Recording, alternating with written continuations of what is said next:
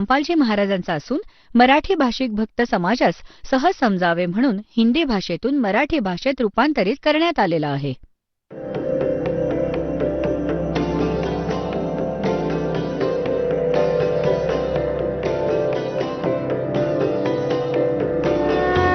और ज्ञान सब ज्ञानडी कबीर ज्ञान सो ज्ञान और जैसे गोला तोब कायम करता चले मैदान.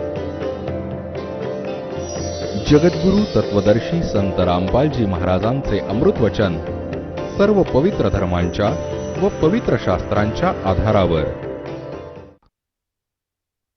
तर इथे काय सांगतायत आदरणीय गरीबदास साहेबजी, ते तुलना करून सांगू इच्छितात की ते 1 किलो दूध पिणाऱ्या बालकासारखे दिसत होते, पण खातपीत काहीच नव्हते. तर निमाला चिंता वाटू लागली, रडू लागली वाईट पद्धतीने की हे बालक मरेल. काही खातपीत नाही, आता तर हे काही तासांचेच सोबती आहे. खूप वाईट पद्धतीने विलाप करू लागली. आता परमात्मा म्हणतायत, करे कराये साईया मन में लहर उठा. रडत होती ती भगवान शिवजींचं स्मरण करून करून की हे भगवान शिवजी, हे दाता, एकतर हे बालक द्यायचंच नव्हतं, रडून भेकून ती वेळ घालवत होती, आणि हे परमात्मा, हे बालक दिलं होतं, आता परत घेत आहात. आता ही तुमची दासी जगू शकणार नाही ह्याच्याशिवाय. हा तर अंतिम निर्णय. मालिक अंतर्यामी होते, ते तर समजले की म्हातारी मरेल. इतकी मरण्याची भाषा तर करत होती, पण तिला मरायचं नव्हतं, पण ती खूप घाबरलेली होती आणि ती संतुष्ट होऊ शकत नव्हती. तर परमात्म्याने शिवजींचा रिमोट दाबला, परमेश्वर शिवजींचा. शिव उतरे शिवपुरी से वो अवगत बदन विनोदे.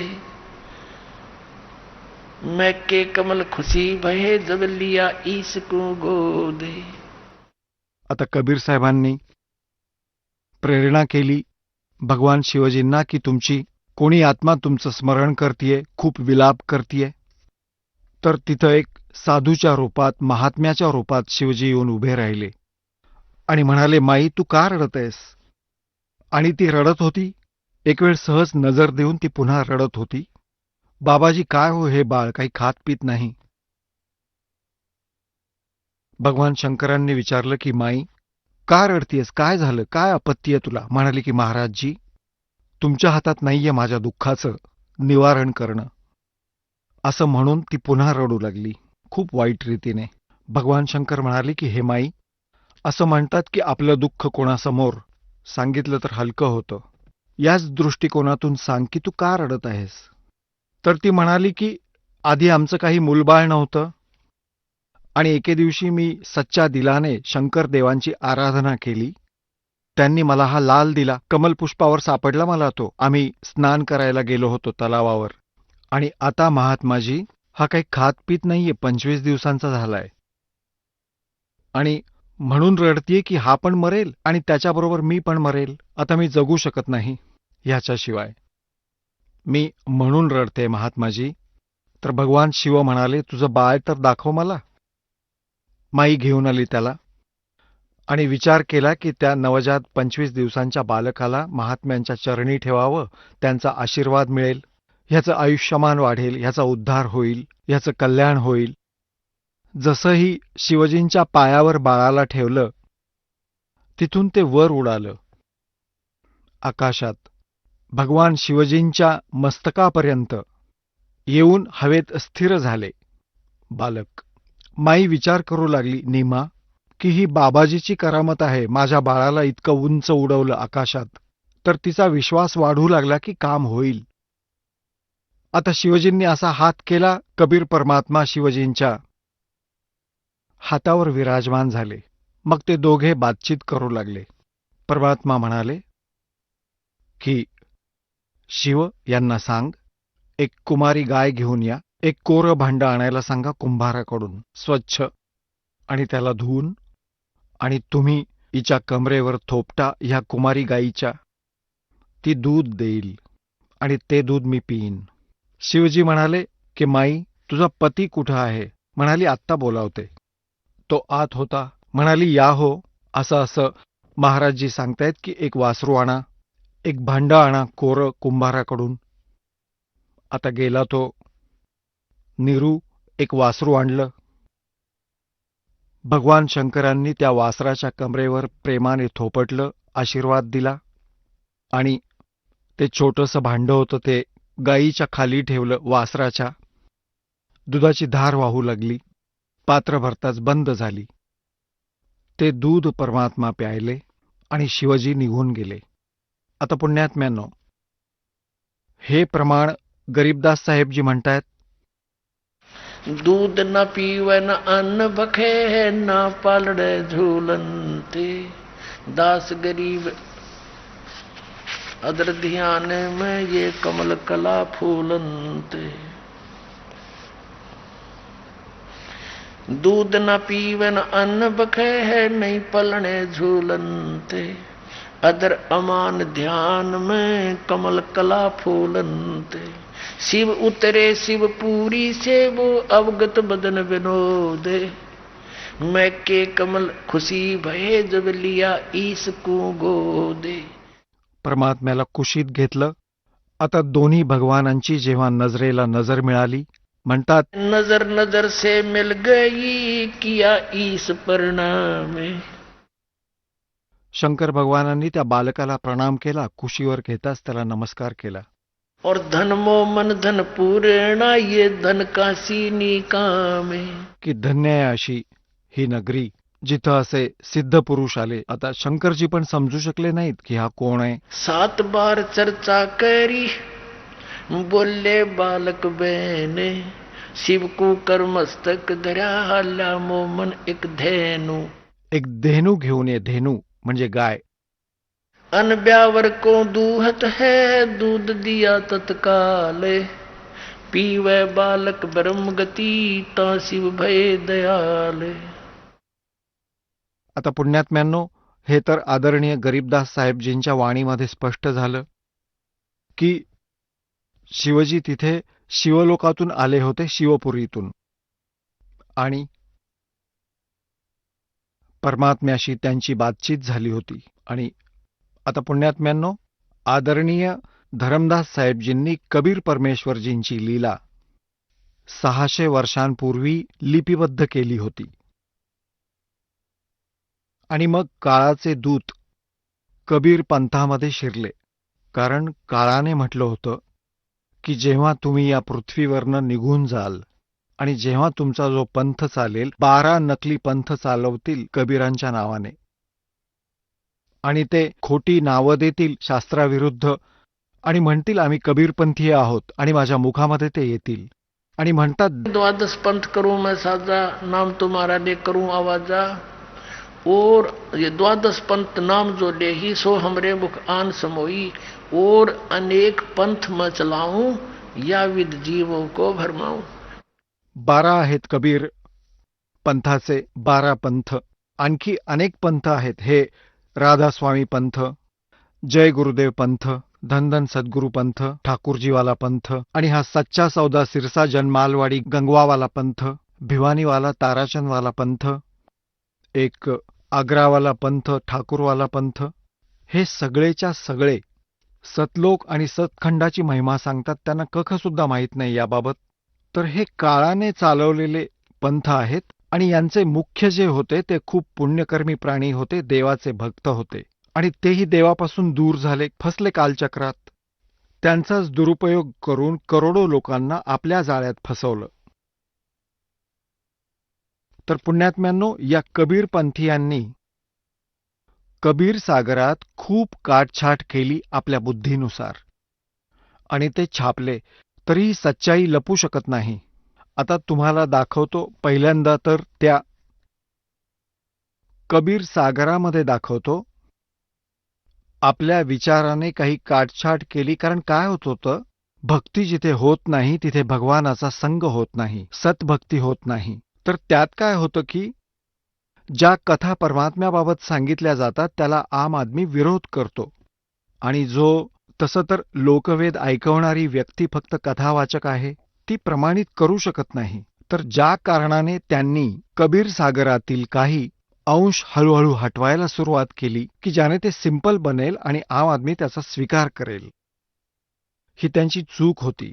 तर त्याची पूर्ती करण्यासाठी मालिकला माहीत होतं की काळ असं करणार, तर आदरणीय गरीबदास साहेबजींच्या माध्यमातून आपली सच्ची महिमा पुन्हा दोबारा आपल्या अमृतवाणीने त्यांच्याद्वारे वर्णित केली. त्याची पूर्ती गरीबदास साहेबजींच्या वाणीने होते आणि परमात्म्याने स्पष्ट लिहिलं आहे. 600 वर्षांपूर्वी म्हणाले होते की 12वा पंथ गरीबदासजींचा जो होईल त्याचा 1774 मध्ये जन्म होईल, संवत 1774. आणि तसं चुकीनं 75 लिहिलंय कबीर सागरमध्ये. तर त्यावेळी जेव्हा तो येईल माझा हंस, त्याच्याद्वारे माझी वाणी पुन्हा प्रकट होईल. परंतु ते गरीबदासजींचे पंथी त्यांना समजू शकणार नाहीत. मग त्याच पंथात मीही परत येईन धरमदास, आणि सगळे पंथ बंद करून एक पंथ चालवेन, असं सांगितलं होतं.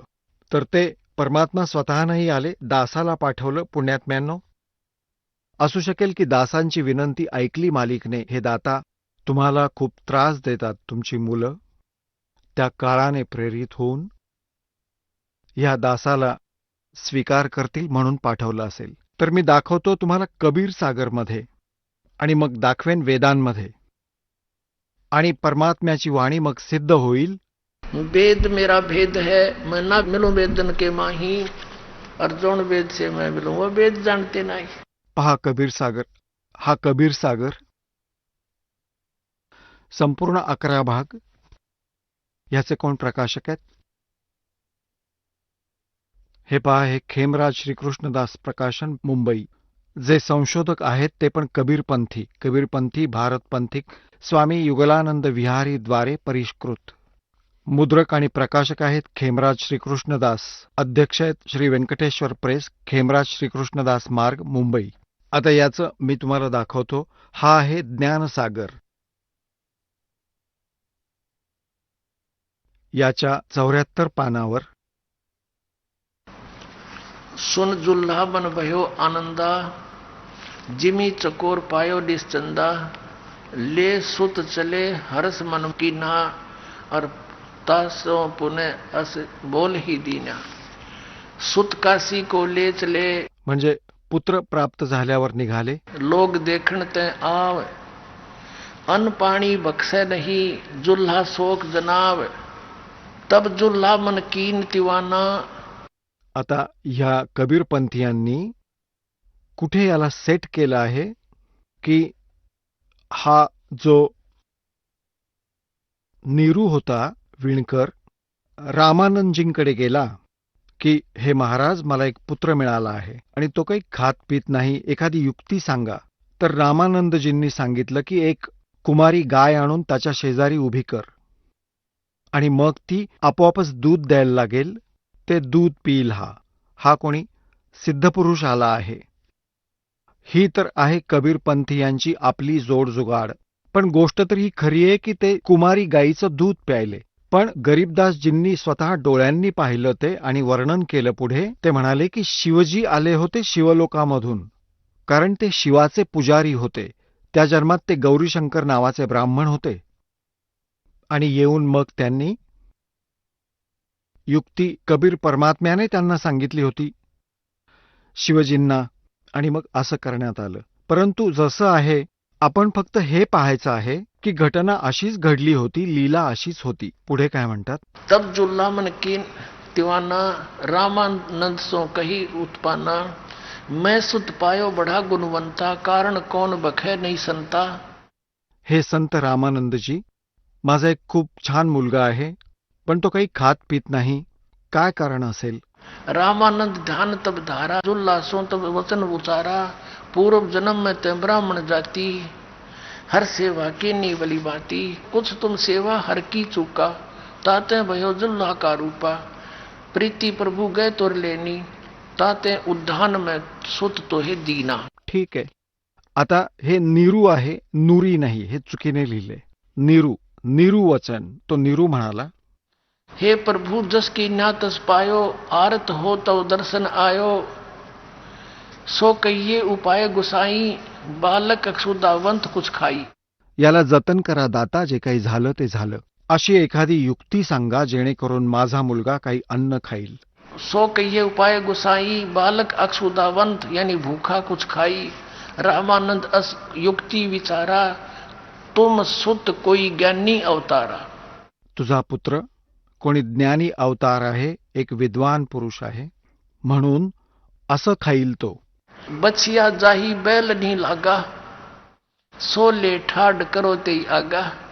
की एक वासरू घेऊन ये, ज्याला बैलाने कधी टच केलेलं नाही, अर्थात कुमारी. हे पहा, बछिया जाही बैल नहीं लागा, सोले ठाड करते आगा. दूध चले ते थनते, दूध धरो छिपाए, अक्षुदावंत जब होए ताके देखवाए.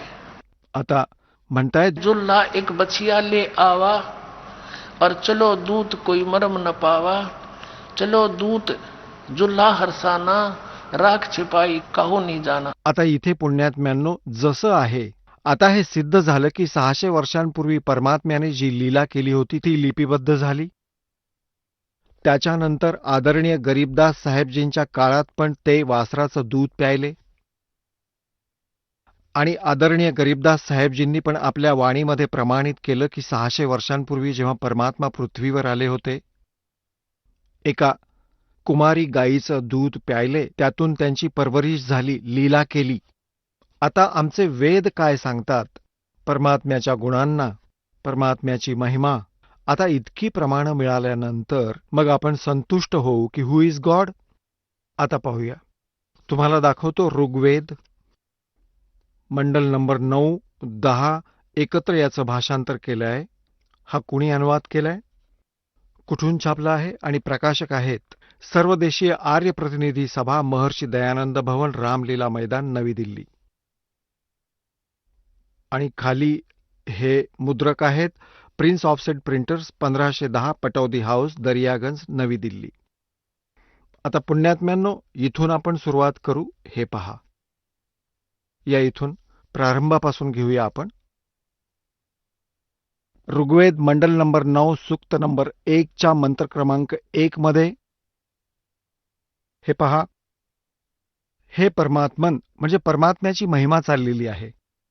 मग ऋग्वेद मंडल नंबर 9 सूक्त नंबर 1 च्या मंत्र नंबर 2 मध्ये हे परमात्मन आप आहे ना परमात्म्याच्या विषयी. 3 नंबरच्या मंत्रामध्ये हे परमात्मन, 4 नंबर मंत्रमध्ये हे परमात्मन, 5 नंबर मंत्रमध्ये हे परमात्मन, 6 नंबरमध्ये ऋग्वेद मंडल नंबर 9 सूक्त 1 मंत्र 6 मध्ये हे परमात्मन म्हणजे परमात्म्याचा महिमा वेदात वर्णन केलेला आहे. आता या आर्य समाजाच्या दयानंदच्या चेल्यांना लक्षात आली दयानंदांची चलाखी, की महर्षी दयानंद तर निराकार म्हणतायत भगवानाला, आणि साकार म्हटले इथे तर त्यांचा पवित्रा बदलला. तिथे भगवान लिहिणं बंद केलं, पुरुष लिहायला सुरुवात केली. आता पुरुष म्हणजे स्वतः दयानंद म्हणतायत की पूर्ण परमात्माच आहे. तर ही संकल्पना आता स्पष्ट करूया.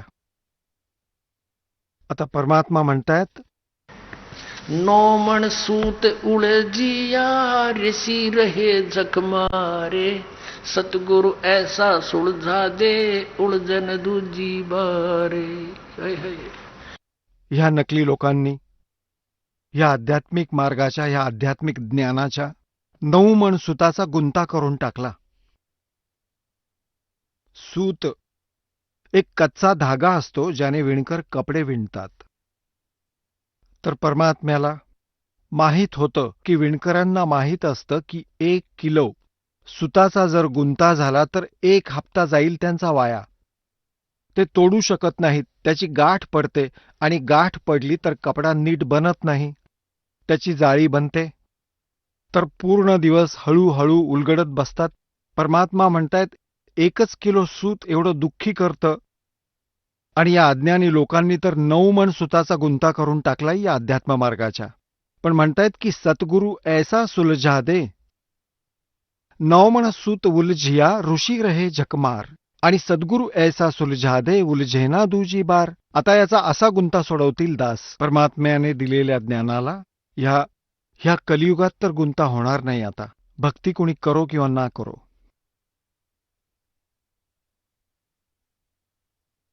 आता पहा यजुर्वेद प्रकाशक आहेत सार्वदेशिक आर्य प्रतिनिधी सभा 2/5 महर्षी दयानंद भवन, रामलीला मैदान, नवी दिल्ली.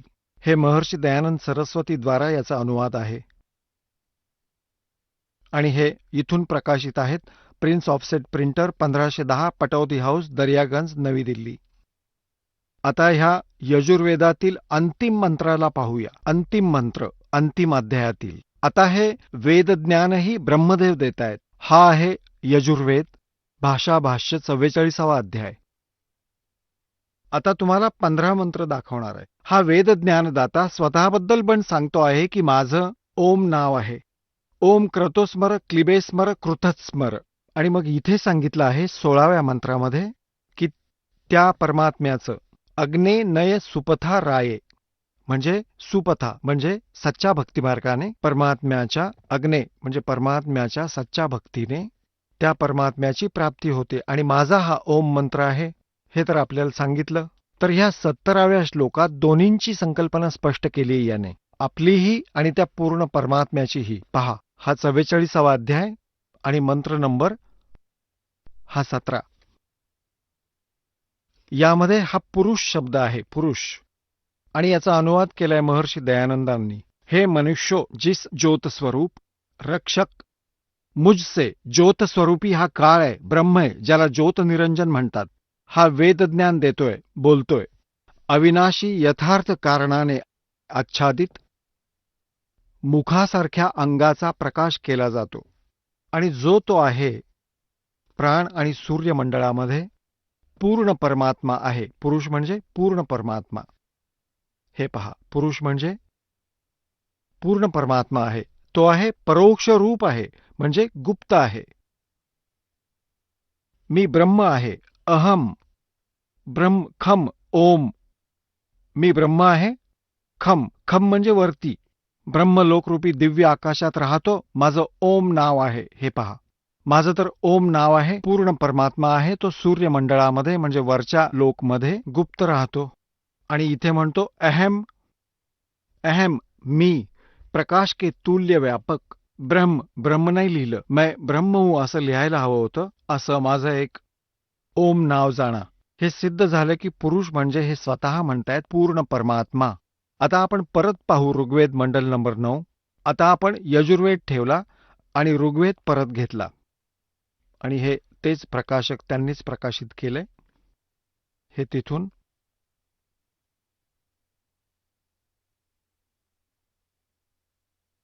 आता आपण इथपर्यंत आलो होतो वाचत वाचत. इथपर्यंत तर त्यांनी ऋग्वेद मंडल नंबर 9 सूक्त 1च्या मंत्र 6 पर्यंत आपण आलो होतो. यांनी इथे परमात्म्याची माहिती सांगत असताना ही परमात्म्याविषयी जाणकारी आहे.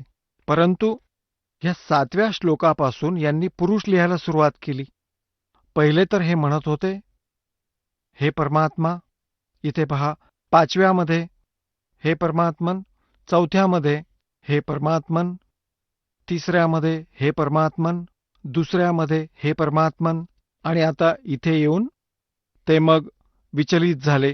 त्यांना आठवण आली 6व्यात पण हे परमात्मा आणि 7व्यात लिहिलं त्या पुरुषाला, त्या परमात्म्याला लिहिणं बंद केलं जाणून बुजून. आता पहा 8व्यामध्ये काय आहे, त्या पुरुषाला, त्या पूर्ण परमात्म्याला उग्रगती प्रेरणा करतात.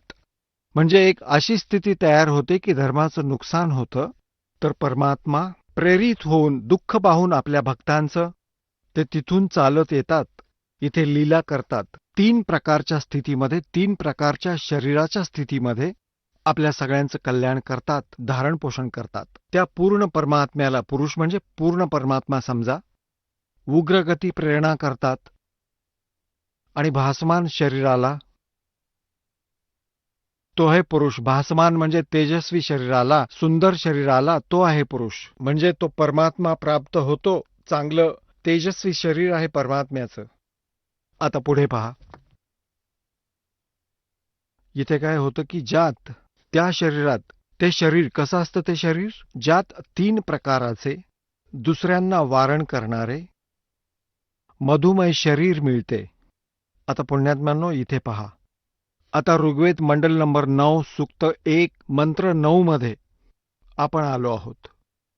यात काय लिहिलंय, ऊस सोम कच्चं सोडलं नाही परमात्म्याने त्या सोम स्वभावाच्या श्रद्धाळू पुरुषाला. आता इथे परमात्म्याला लिहिलं तर खूप छान झालं असतं. हे सोम म्हणजे हे स्वतः पहा. यांच्याच ऋग्वेद मंडल नंबर 9 सूक्त नंबर 1 मंत्र 1 मध्ये ह्या सोमचा अर्थ आहे, सोम अक्षर आहे, याचा अर्थ परमात्मा केलाय. तर ह्या दृष्टिकोनाने आपण परमात्मा शब्द कुठेही लिहू शकतो. ऋग्वेद मंडल नंबर 9 सूक्त 1 आणि मंत्र 9 मध्ये. आता इथे शिशु रूप आहे. शिशु धेनव म्हणजे गाय, श्रीणंती म्हणजे त्याचं धारण पोषण करणारी. इथे पहा, त्या सौम्य स्वभावाच्या पुरुषाला म्हणजे त्या अमर परमात्म्याला जो शिशु रूप धारण करून प्रकट होतो, अधन्या. अभि म्हणजे सर्व प्रकारचे म्हणजे पूर्णपणे, अधन्या म्हणजे अहिंसनीय नाही, न व्यायलेली. धेनव म्हणजे गायी, आणि त्यांची तृप्ती करतात. यांना तर हे माहीतच नव्हतं हातापायाचं. यांचा तर खोडसाळपणा करण्याचा मतलब होता, पण परमेश्वराने सत्य लपू दिले नाही. म्हणतात, चोर चुरावे तुंबड़ी और गड्ढे पानी में वो गड्ढे हुआ ऊपर आवे न सच्चाई छनी ना. खूप प्रयत्न केला उलट पुलट करण्याचा. तो पुरुष फलाना पुरुष. इथे स्पष्ट लिहिलंय की त्याला म्हणजे अधन्या. अधन्या म्हणजे न व्यायलेली, आणि अभि म्हणजे पूर्ण कंप्लीट म्हणजे कुमारी अनटस्ट, जिला बैलाने स्पर्श केला नाही, कुमारी गाय.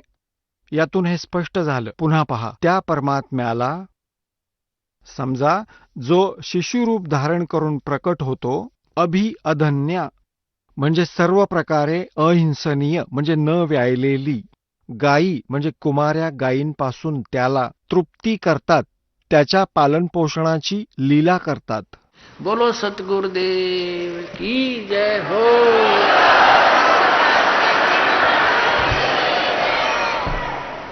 आता पुण्यात्म्यांनो, एकदा पहा तुमच्यावर मालकाची किती कृपा आहे.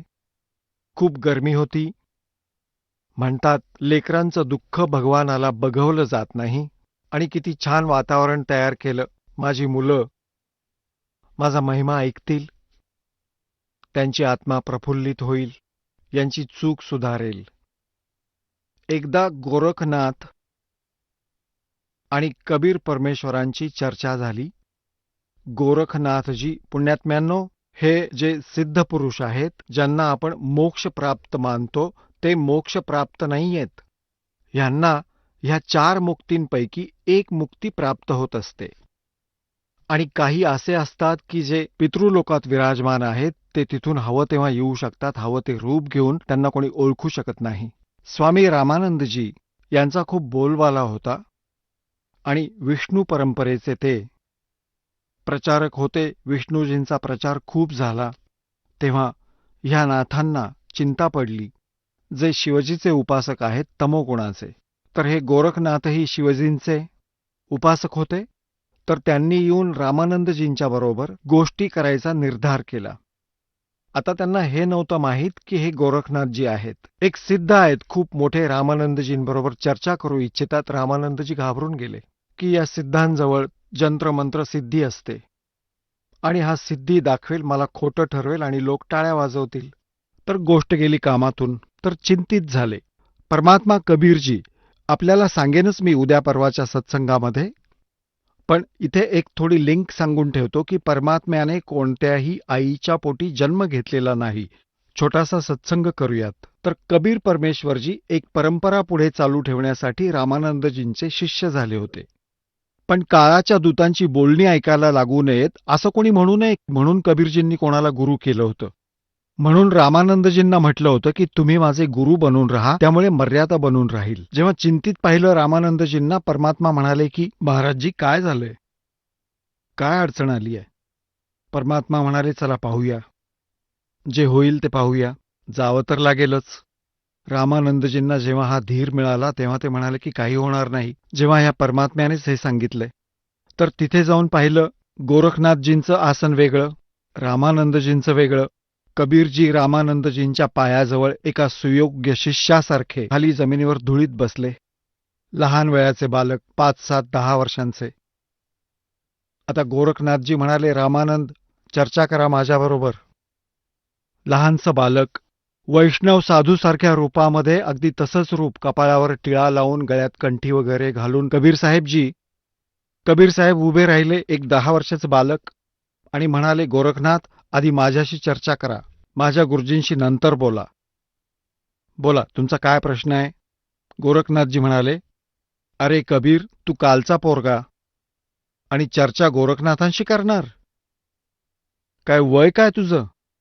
तेव्हा परमात्मा म्हणू लागले, नाथजी, तुम्हाला माझं वय ऐकायचंय? ऐका, सांगतो. परमात्मा म्हणाले की अरबों तो तेरे ब्रह्मा मर गए, 49 करोड़ कन्हैया, और 7 करोड़ तेरे शंभू मर गए, मेरी एक नहीं पलैया. आता त्यांनी अशी मोठी गोष्ट सांगितली की म्हणाले, माझं वय काय आहे सांगू तुला? तर काय सांगतायत? आता दास संकल्पना स्पष्ट करू इच्छितो की कबीर इज गॉड. आणि पुण्यात्म्यांनो, वेदांनी प्रमाणित केलंय, कारण की आपण वेदांना ऑथेंटिक मानतो, आणि तिथं प्रत्यक्ष पाहिलेल्या त्या साक्षीदारांनी, गरीबदास साहेबजींनी प्रमाणित केलं आहे. आता काय म्हणतायत?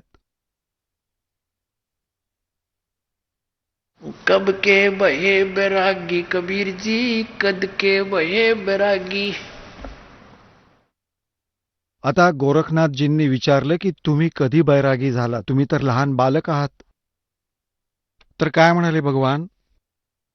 नाथ जी, जब से बहे बैरागी, मेरी आद अंत सुध लागी. दू कार आद का मेला, नहीं गुरु कोई ना था चेला. जब का तो हम योग उपासा, तब का फिरूं अकेला. धरती नहीं जद की टोपी दीनी, ब्रह्मा नहीं जद का टीका.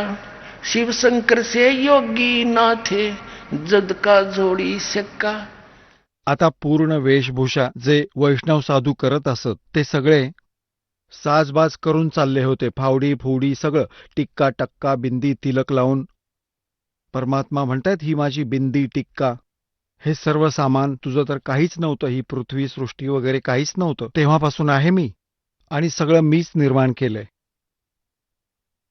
आता सांगायची गोष्ट अशी की गोरखनाथांनी विचार केला की हा बालक तर मोठीच गोष्ट सांगतोय. म्हणाले, कबीरजी, गोष्ट ऐका. चर्चा माझ्याशी करायची आहे, मी आलोय बोलायला तुझ्याशी. गोरखनाथांनी त्रिशूळ काढून ठेवलेला होता आपल्या आसनासमोर. 6 फूट उंच, वरती त्याला 3 ते होतं टोकं. गोरखनाथजी आसनावरून उठले आणि त्रिशूळावर जाऊन वरती बसले सिद्धीने, आणि म्हणू लागले, हे पहा, असे. गोरखनाथजी म्हणाले, कबीरजी, माझ्याशी चर्चा करायची आहे तर बरोबरीवर ये. जेव्हा नाथजी त्रिशूळावर विराजमान झाले तर दर्शकांनी टाळ्या वाजवल्या.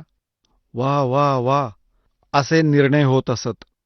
तर परमात्म्याने विचार केला, ज्ञान तर द्यायचंच आहे, ना हे दर्शक मानतील ना नाथजी मानतील, तर यांना तर त्यांच्याच पद्धतीने खाऊ घातलं पाहिजे.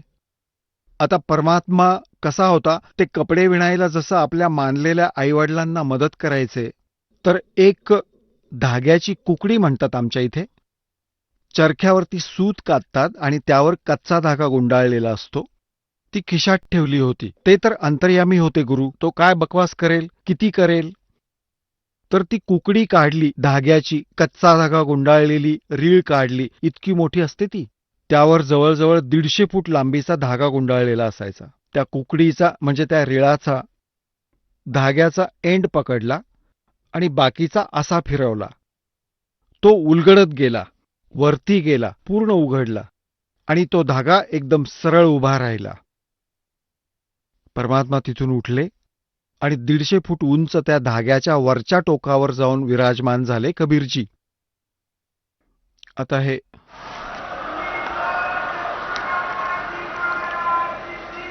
आता समोर या चित्रामध्ये तुम्ही पाहिलत की परमात्मा धाग्यावर बसलेले आहेत, पण या फोटोमध्ये एवढं उंच नाही दाखवता येत. तर सांगायची गोष्ट अशी की परमात्मा म्हणाले की या नाथजी आणि बरोबरीच्या आसनावर बसून चर्चा करा. पुण्यात्म्यांनो, असं नव्हतं की गोरखनाथजी एवढ्या उंचीवर जाऊ शकत नव्हते, परंतु सिद्धी काय चीज असते. जसं हे घड्याळ आहे आणि ते सिद्ध केलेलं आहे मेकॅनिकने, वैज्ञानिकांनी, कारागिरांनी, आणि हे चालतं आहे. आणि याच्या समोर चुंबक आला तर हे पूर्ण जाम होऊन जाईल, याची सारी सिद्धी फेल होईल. तर ते तर चुंबक होते परमात्मा, आणि ही सिद्धी कृत्रिम होती यांच्याकडे. ते सर्व सिद्धियुक्त परमात्मा समर्थ, त्यांच्या समोर त्या नाथजींची सिद्धी जाम होऊन गेली. उठायला पाहिलं त्यांनी तर जमिनीवर असे धप्प दिशी आदळले. इकडे तिकडे बघितलं, सगळेजण हसू लागले, खूप टाळ्या वाजवल्या. नाथजी तर आदळले. आणि परमात्म्याने या धाग्यावर विराजमान होण्यापूर्वी सांगितलं होतं की नाथजी, आपलं आणि आमचं जे बोलणं झालं ते तर चर्चा करायच्या बाबत झालं होतं, ज्ञानाची चर्चा, हे जादूगिरी दाखवण्यासाठी नाही. नाथजी तर दुगणे फुगले. त्यांना वाटले यांच्याकडे बोलण्यासारखं काही नाहीये, की चर्चा करायची असेल तर आमच्या बरोबर बसून करा, नाहीतर चर्चा करू नका. तर परमात्म्याने त्यांची ही अशी फडक काढली होती.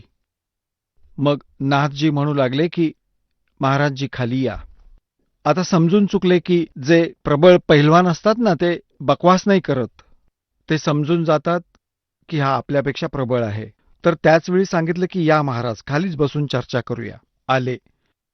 पण त्यांचं पोट भरलं नव्हतं. विचार केला की निदान एक वेळ तरी याची अजून परीक्षा घेतो. मग काय म्हणाले? गोरखनाथ म्हणाले की मी एक परीक्षा अजून घेतो तुमची, मग मानेल तुला विजयी. कबीर साहेब म्हणाले, सांगा.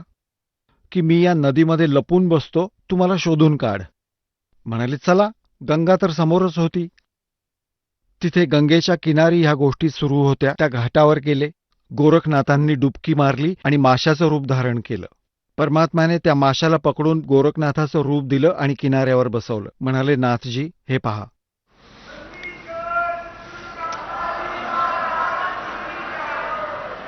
आता नाथजी भिजलेल्या मांजरासारखे बसले होते. तेव्हा गोरखनाथजींनी विचारलं, हे परमात्मा, आपण कोण आहात, कुठून आला आहात?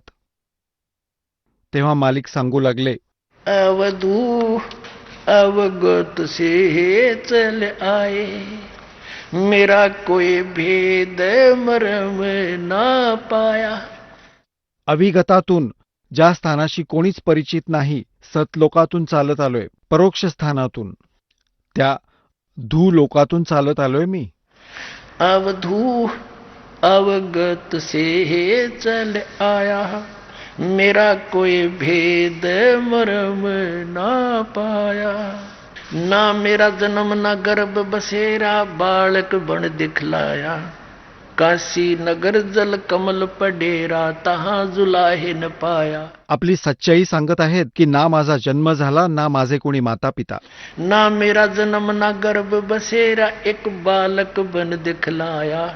काशी नगर जल कमल पडेरा, तहां जुलाहे न पाया. मात पिता मेरे कुछ नाही, ना मेरे घर दासी. जुल्हे का सुत आण कहाया, यु जगत करे मेरी हासी. ओय होय.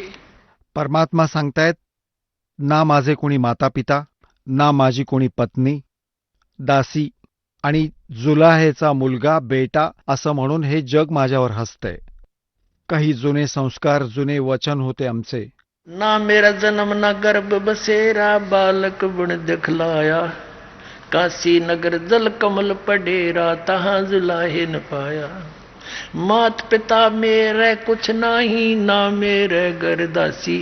जुल्हे का सुत आण कहाया, यो जगत करे मेरी हासी. पांच तत्व का धड़ नहीं मेरा, मैं जानू ज्ञान अपारा.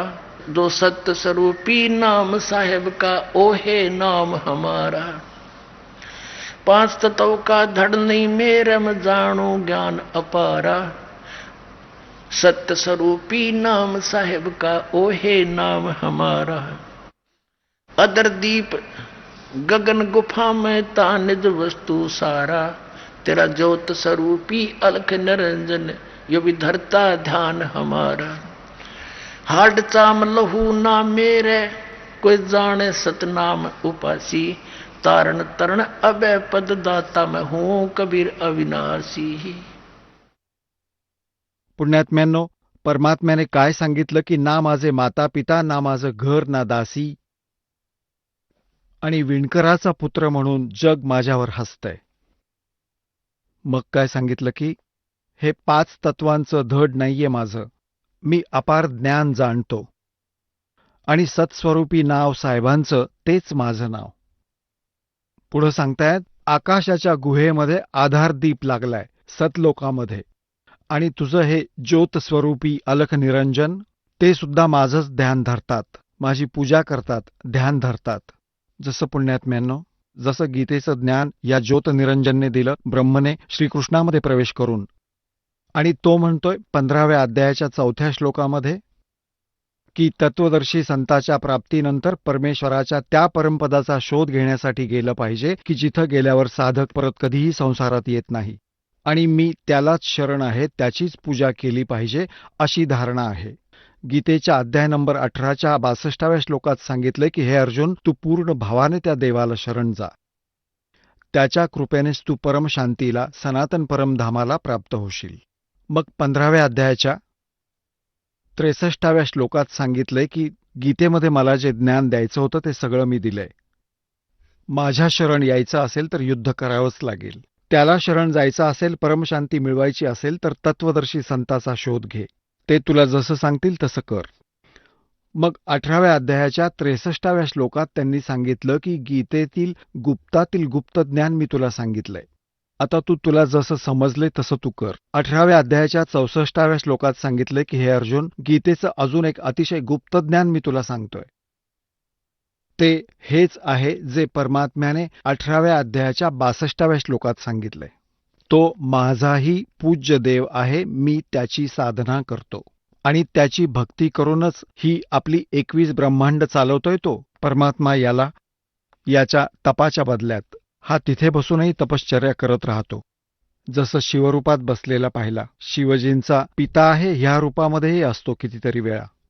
तर काय सांगतायत की तुझं ज्योतस्वरूपी अलख निरंजन, ज्याला तू सुप्रीम पॉवर मानतो आहेस, ब्रह्म, मी त्याचा इष्ट देव आहे, तो माझी पूजा करतो.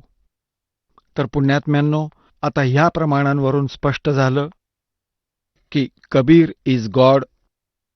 अनंत कोट ब्रह्मांड का एक रति नहीं भारे, सतगुरु पुरुष कबीर हैं ये कुल के सिरजनहार. बोलो सतगुरुदेव.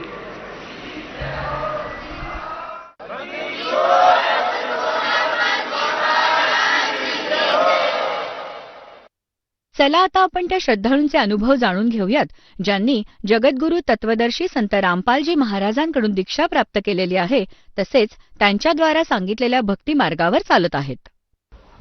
नमस्कार सतसाहेबजी, आपलं नाव संदीप सखाराम ढवळे. आपण कुठून आलात? गाव खैरगाव, पोस्ट विरूर गाडेगाव, तहसील कोरपना, जिल्हा चंद्रपूर, महाराष्ट्र.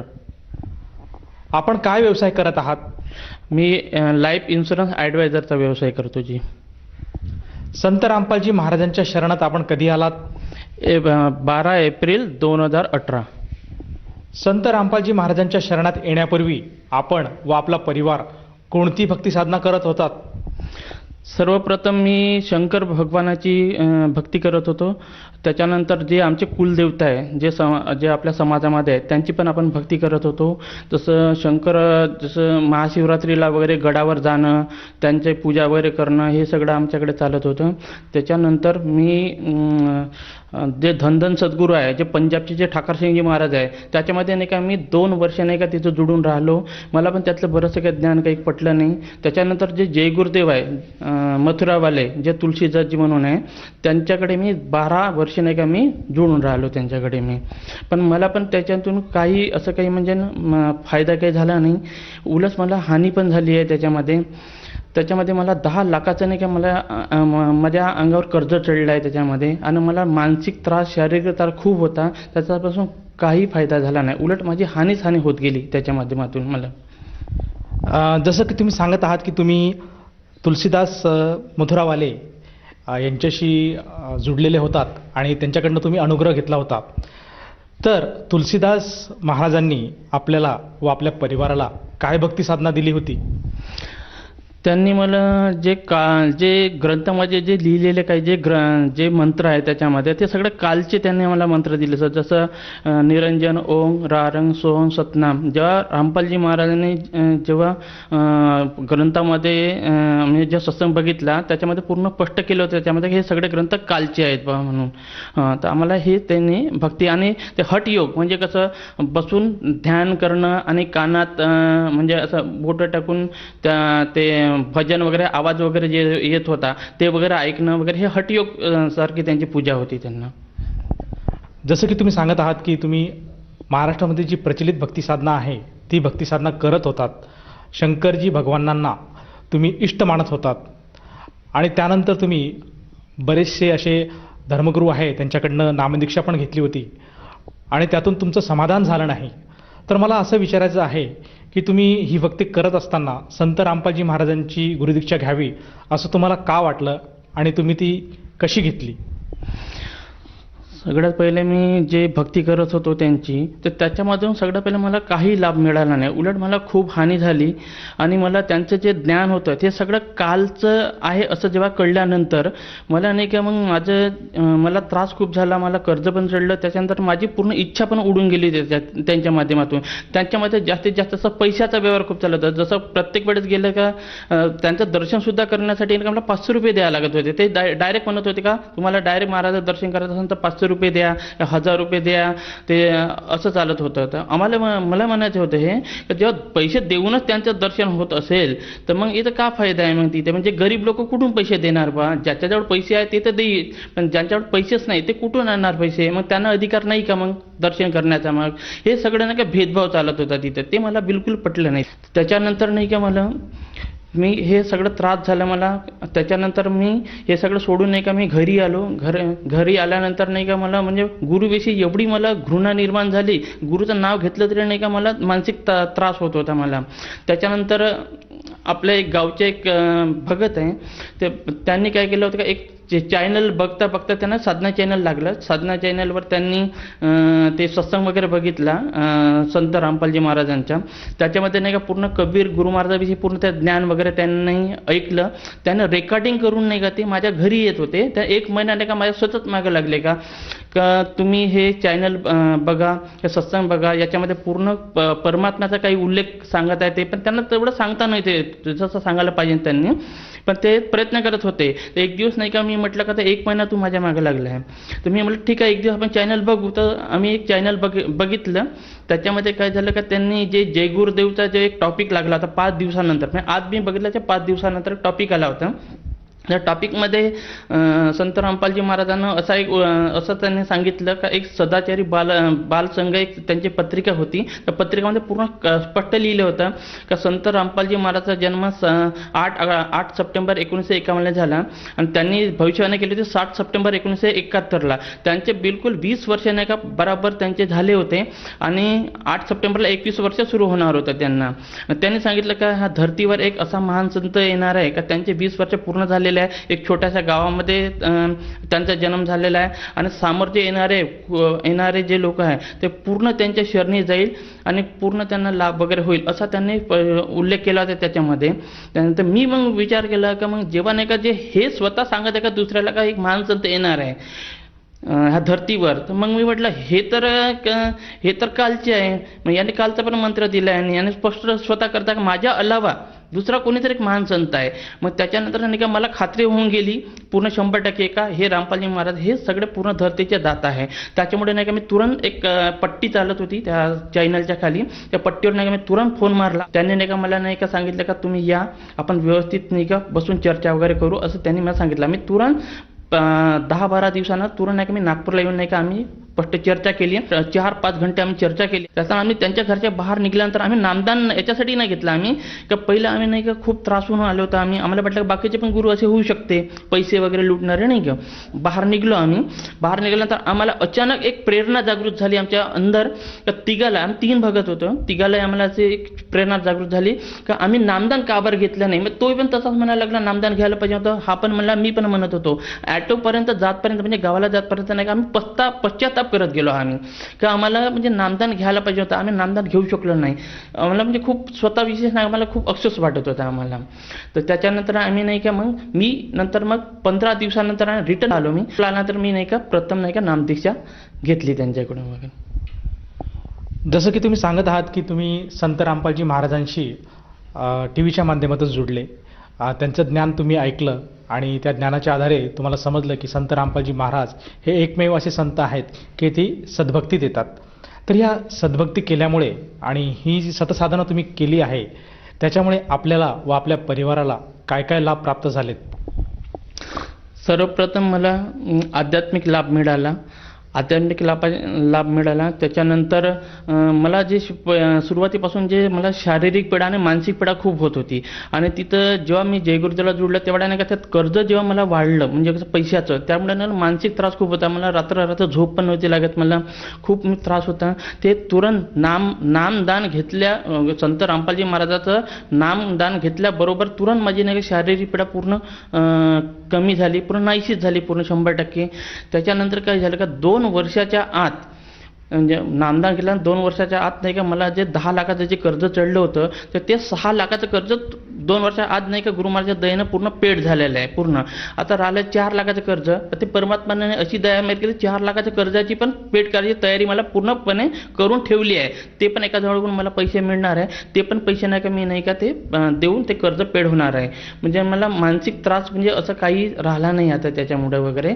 त्याच्यानंतर आहे ना रामपालजी महाराजांना म्हणजे ना असं काही दया केली आहे का जे माझं जे शेत होतं ते एकदम थर्ड क्वालिटीचं होतं. म्हणजे एकदम जमीन म्हणजे खूप काही पिकाऊ नव्हती आणि खूप काही किंमत पण येणार नव्हती त्याच्यामध्ये. आज ते 2 लाख रुपये एकर जाऊ शकत नाही, ते आज मला 8 ते 10 लाख रुपये एकरीप्रमाणे नाही का माझा सौदा झाला आहे आणि ते पण गुरु महाराजांच्या दयेनं ते पूर्ण झालं आहे. आज मला 40 ते 45 लाख रुपये नाही का त्या याच्यामधून मिळालेले आहे. जे माझं 5.5 एकरचं जे शेत आहे त्याच्यामधून आज 10 लाख रुपये नाही मिळत. आज गुरु महाराजांना 50 लाख रुपयाचा तयारी करून दिली आहे गुरु महाराजांच्या दयेनं. आज चंद्रपूर जो जिल्हा आहे म्हणजे चंद्रपूरसारख्या ठिकाणी आज 20 ते 25 लाखाचा सुद्धा नाही एक बंगला सुद्धा बनवण्याची माझी तयारी चालू आहे. हे सगळं संत रामपालजी महाराजांच्या दयेनं सगळं हे होऊन राहिलं आहे. हे सगळं पूर्ण गुरु महाराजांना 2 वर्षाच्या आत हे सगळं नाही का कर्ज पेड करून पूर्ण मला नाही का आज म्हणजे माझी एक गाडी सुद्धा घ्यायची माझी ऐपत नव्हती. आज मला 25 लाखाचा बंगला सुद्धा गुरु महाराजांना आज तयारी करून दिली आहे. हे माझ्यासाठी खूप काही लाभ आहे. सर, जसं तुम्ही सांगत आहात की संत रामपालजी महाराजांच्या दयेने आपल्याला आर्थिक लाभ झाला, परंतु मला असं विचारायचं आहे की हा जो आर्थिक लाभ आपल्याला झाला हा केवळ संत रामपालजी महाराजांच्या दयेनेच झाला असं आपण का सांगू शकता? कारण मी जे बाकी पंथामध्ये जे जुळलो होतो 14 वर्ष माझे गेले. 2 वर्ष माझे धनधन सद्गुरू जे ठाकरसिंग महाराज त्यांच्याकडे गेले आणि 12 वर्ष माझं जय गुरुदेवला जुळलो. 12 वर्षामध्ये माझी पूर्ण परिस्थिती नाही का माझी म्हणजे मी पूर्ण परिस्थिती माझी खराब झाली पूर्ण आणि त्याच्यामध्ये उलट मला लाभ तर सोडा उलट मला नाही का हानी होत गेली. मला हर तऱ्हेनं हानी होत गेली मला. आज माझं म्हणजे मला 2 टाईमचं जेवण सुद्धा नाही का मुश्किल होऊन गेलं होतं मला त्याच्यामध्ये त्रासामुळे नाही का पूर्ण हे झाल्यानंतर मला खूप त्रास व्हायला लागला. त्याच्यानंतर नाही का मला नाही का मी म्हटलं मला एक माहीत होतं का साईबाबांनी म्हटलं आहे का सबका मालिक एक, पण मग आहे तरी कोण मग नेमकं नाही का असं मला वाटलं कोणतरी असेलच बा असं मला एक वाटलं मला. तर मी नाही का त्या शोधात निघलो होतो. मग आज त्या चॅनलच्या माध्यमातून विविध चॅनलवर प्रोग्राम येतात त्या चॅनलच्या माध्यमातून आज संत रामपालजी महाराजांच्या शरण आलो आहे. सर, संत रामपालजी महाराज अशी काय सद्भक्ती सांगतात की जी सतसाधना केल्यामुळे आपल्याला बरेचसे लाभ प्राप्त होतात, जसे की शारीरिक पीडा असेल ती पण दूर होते, आर्थिक धनलाभसुद्धा होतो. तर अशी काय भक्ती साधना सांगतात संत रामपालजी महाराज? संत रामपालजी महाराज जे ह्या धर्तीवर जे पूर्ण परमात्मा आहे त्यांच्याविषयी ते माहिती देतात. म्हणजे ह्या धर्तीवर हे जे कालचं जे जग आहे ह्या कालच्या जगामध्ये काही म्हणजे असं सुख नावाची वस्तू नाही. पण आज परमात्मा म्हणजे कसं इथं पण सुख मिळणार, इथून गेल्यानंतर पण सुख मिळणार आपल्याला असे पूर्ण नाही का ग्रंथासहित पूर्ण ग्रंथाचं प्रूफसहित पूर्ण नाही का नॉलेज सांगतात. हे पूर्ण हे आणि त्याच्यापासून नाही का इथं पण लाभ मिळतात आणि इथून गेल्यानंतर पण आजीवन जे जन्म आणि मरण जे आपण म्हणतो त्याची पण पूर्ण कायमची पीडा पूर्ण नाही का खतम होतात पूर्ण. म्हणजे आणि मोक्ष आणि मुक्ती जे म्हणतो पूर्ण, आणि मोक्ष आणि मुक्ती नेमकं आहे तरी कुठं आणि कसं मिळणार आणि कशा माध्यमातून मिळणार, ह्या पूर्ण ग्रंथाच्या माध्यमातून पूर्ण जे मान्यताप्राप्त जे ग्रंथ आहे त्या माध्यमातून नाही का परमात्मा एकूण एक शब्दाचा अर्थ समजावून सांगू. नेमकं परमात्मा आहे तरी कोण आणि त्याच्यापर्यंत कसं पोचायचं, त्या पोचल्यानंतर आपल्याला काय लाभ मिळणार, आपल्याला कुठून आलो, इथं कशासाठी आलो, इथून कुठं जायचं आहे, याचं परिपूर्ण माहिती नाही का गुरु महाराज नाही का बऱ्याचशा सत्संगाच्या माध्यमातून आणि ग्रंथाच्या माध्यमातून पूर्ण त्याचा अर्थ समजून सांगू नाही का आपल्याला सांगतात. सर, जसं तुम्ही सांगत आहात की संत रामपालजी महाराजांच्या शरणात आल्यानंतर आपल्याला जी आर्थिक लाभ झाला, त्याचप्रमाणे आपल्याला जी शारीरिक पीडा होती, मानसिक त्रास होता, तो सुद्धा दूर झाला. तर या अनुषंगाने आपण जे आपल्याला इतर भक्त समाज बघत आहात, तसेच जे अन्य आपले श्रोता आहेत, जे आज तुम्हाला टी व्हीवर बघत आहेत, तर त्यांना काय संदेश देऊ इच्छिता? मी संदेश तर नाही देऊ शकत, पण मी एक विनंती करू शकतो जे चॅनल वगैरे बघून राहिले त्यांना. पण जसं असं म्हटलं आहे का हिंदीमध्ये का मानव चल अति अनमोल, म्हणजे हा जो शरीर आहे हे एकदाच मिळते, एकदा मिळाल्यानंतर हा धर्तीवर जेवढे काही हे आहे याचं सगळ्याचं मोल होऊ शकते, पण हा शरीराचं कधीच मोल होऊ शकत नाही. किंवा हिरा चांदी सोन्याचं मोल होऊ शकते, हा शरीराला अनमोल म्हटलेलं आहे, त्यांचं कधीच मोल होऊ शकत नाही. हा एकदाच मिळते आणि परमात्म्याच्या शरणी येऊन नाही का आपल्याला नाही का जन्म आणि मरण जे दुःख आहे त्या दुःखातून परिपूर्ण आपला सुटका करण्याचा एकमेव मार्ग आपल्याला आहे. त्याच्यानंतर इथून गेल्यानंतर आपल्याला पूर्ण सुख इथे सुख मिळेल आणि इथून गेल्यानंतर सुख मिळेल. मग सर्वप्रथम तुम्हाला नाही का ज्ञान समजून घ्यावं लागेल आणि ज्ञान समजल्यानंतर तुम्हाला नाही का इथून नामदीक्षा घ्यावं लागेल. नामदीक्षा घेतल्यानंतर तुम्ही प्रयत्न करून पहा तुम्ही लाभ होते का नाही हे तुम्ही करून पहा. आज आम्हाला लाभ झालेला आहे, जे आज आम्हाला त्रास होता, जे आमच्यावर आज कर्ज चढलेलं आहे, ते पूर्ण नुसतं नामदान घेतल्यानं हे पूर्ण त्रास आमचा पूर्ण बरा झालेला आहे. तर तुमचं पण तसंच होईल. जे बिमाऱ्या आहे, जे मोठ्या मोठ्या कॅन्सरसारख्या बिमाऱ्या आहे, जे खूप आपल्या समाजामध्ये जे काही हे आहे ते पूर्ण नाही का नष्ट होईल, काही त्रास होणार नाही आपल्याला आणि खूप सारा लाभ मिळेल आपल्याला. इथे मिळेल, इथून गेल्यानंतर पण मिळेल. सर, जसं तुम्ही सांगत आहात की संत रामपालजी महाराजांकडनं नामदीक्षा घेतल्यानंतर साधकाला बरेचसे लाभ प्राप्त होतात, तर या अनुषंगाने जर कोणा साधकाला किंवा श्रोत्याला संत रामपालजी महाराजांची गुरुदीक्षा घ्यावयाची असेल तर ती व्यक्ती गुरुदीक्षा कशी घेऊ शकेल? विविध चॅनलवर सत्संग येतात, त्या सत्संगाच्या माध्यमातून नाही का खाली एक पट्टी येतात, त्या पट्टीवर काही नंबर वगैरे दिलेले आहे. त्या नंबरला फोन करून पण तुम्ही ते फ्री पुस्तक ज्ञानगंगा मागू शकता. व्हॉट्सअप नंबर वगैरे दिले आहे, ते व्हॉट्सअप नंबर आपल्याला टाईप करून आपल्याला त्याच्यामध्ये नाव, ॲड्रेस, मोबाईल नंबर पाठवल्यानंतर आपल्याला घरपोच पुस्तक मिळेल. त्या पुस्तकात पण बरंचसं नाही का पूर्ण परमात्म्याविषयी ज्ञान दिलेलं आहे, त्या पण माध्यमातून तुम्ही जोडू शकता. त्याच्यानंतर आपल्या महाराष्ट्रामध्ये प्रत्येक जिल्ह्यामध्ये काही नामदान सेंटर उघडलेले आहे. त्या नामदान सेंटरमध्ये जाऊन पण नाही का आपण नाही का दीक्षा वगैरे घेऊ शकतो. त्या चॅनलच्या माध्यमातून जे फोन केल्यानंतर आपल्याला ॲड्रेस वगैरे मिळेल, त्या ॲड्रेसवर जाऊन नाही का आपण नामदीक्षा वगैरे घेऊ शकतो. सर, ही जी नामदीक्षाची जी विधी आहे किंवा जी साधना आहे त्या साधनेसाठी किती खर्च येतो? आम्ही जे रामपालजी महाराजाची जे दीक्षा वगैरे घेतली त्याच्यामध्ये कोणी पैसा वगैरे असं कोणीही घेत नाही आणि कोणी पैशाचा उल्लेख पण करत नाही. सगळं आपल्याला फ्री मिळते. आपल्याला काही नाही, आपण त्यांच्या आश्रमामध्ये आम्ही वगैरे जात होतो, तिथं एकही पण पैसा वगैरे घेत नव्हता. आम्हाला जेवण, पाणी, झोपाची गादी वगैरे सगळं मिळत होतं आम्हाला पूर्ण. आत्तापर्यंत त्यांनी 1 रुपयाचा कोणी एक रजिस्टर सुद्धा घेऊन आमच्या समोर सुद्धा आलं नाही का याला पैसे द्यायला, सेवा द्या, हे ते. आज कितीतरी खर्च लागते आज एवढं मोठं आश्रम चालवण्यासाठी, पण तिथे 1 रुपयाचा आजपर्यंत उल्लेख केलेला नाही. धन्यवाद सतसाहेबजी.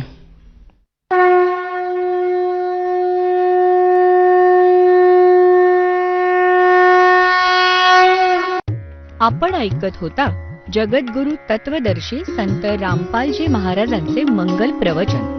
निःशुल्क नामदीक्षा प्राप्त करण्यासाठी आणि अधिक माहितीसाठी संपर्क करा 7030303951 7030303952. आमची वेबसाईट आहे www.jagadgururampalji.org.